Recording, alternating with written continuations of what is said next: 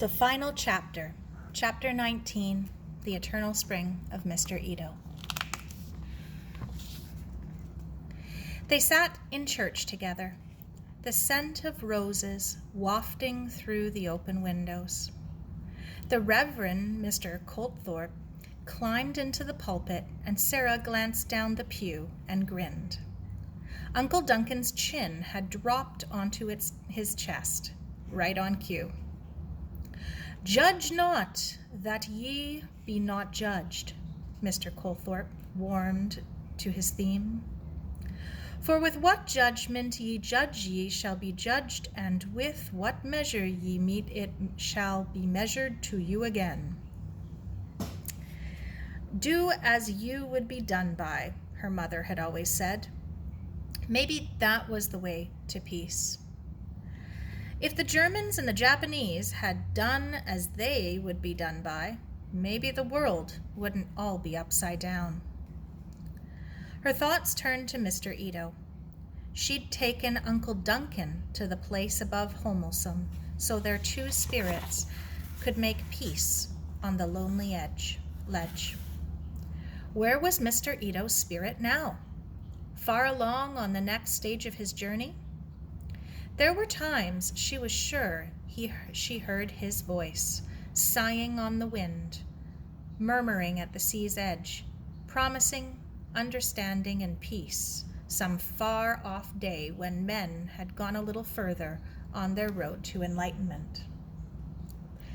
"Let not your heart be troubled," cried Mr. Colthorpe. "Ye believe in God, believe also in me. In my Father's house are many mansions. If it were not so, I would have told you. I go to prepare a place for you.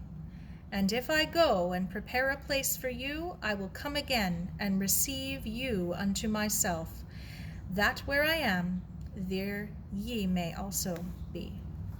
Many mansions. On the way home, a question nagged at the edge of Sara's mind. "Uncle Duncan, you're a word expert. What does it mean, in my Father's house are many mansions? How can many mansions be inside one house? It's like a riddle. It doesn't make sense." She frowned. "And yet, it's funny. But when Mr. Colthorpe said that bit, even though it didn't make sense, it made me feel so peaceful." "So it should, Sara." He turned the Buick onto Alma. "But I like your questioning mind. You're right. The sentence as it stands makes no sense at all. And that's because, hundreds of years ago, a mistake was made by one of the scholars who was translating St. John's Gospel from its original Greek into English. The original Greek word used was mans. But this scholar didn't know the English meaning of mans, and for some reason didn't bother to ask anybody else. Perhaps, being human, he was ashamed of his ignorance. He didn't want to admit it. Anyway, whatever the reason, he put down what he thought it sounded most like, the English word mansion. And it has stayed that way ever since. Because even though it doesn't make sense, the words still give comfort, which was the original intention. Do you know what manse really means? Well now, if I remember my ancient Greek correctly, it can have a variety of meanings, but mainly it means provided for or provision for.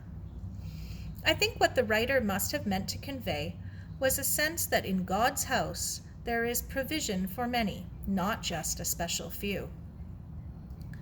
So there it was, right in the Bible. Heaven was there for everyone. God would provide for Mr. Ito. "Speaking of Father's houses," Mary said, "there's going to be a bit more room at my Father's house, Sara." "What do you mean?" "I told Mom and Dad last night. Jenny and Caro and I are going to share an apartment in town. I'll be moving out soon, and I've been wondering what to do with my canopy bed." "Oh, Mary!" They were still laughing when the Buick turned into the driveway. I'm going up to water the quince, Sara said.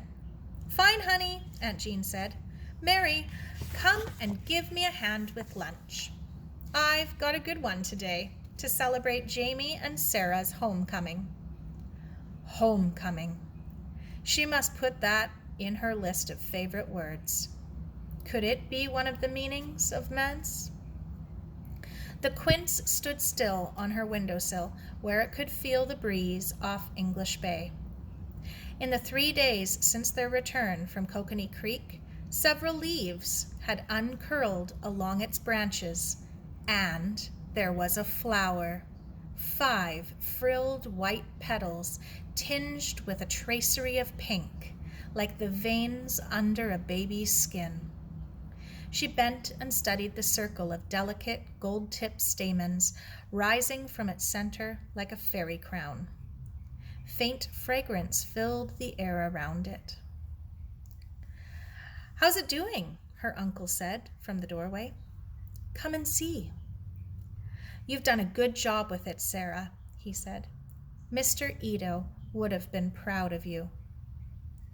I wish he could see it. She gently touched the moss at its base. I'm sorry for what happened. He understood. Together, they looked across at Grouse Mountain. He put his arm around her shoulder. These are historic times, Sara. Your children will study this war in their history books. They'll learn about the evacuation of Dunkirk and the battles of Britain and Tobruk and Midway. He smiled down at her. Perhaps you'll write a book of your own one day. She nodded. Perhaps.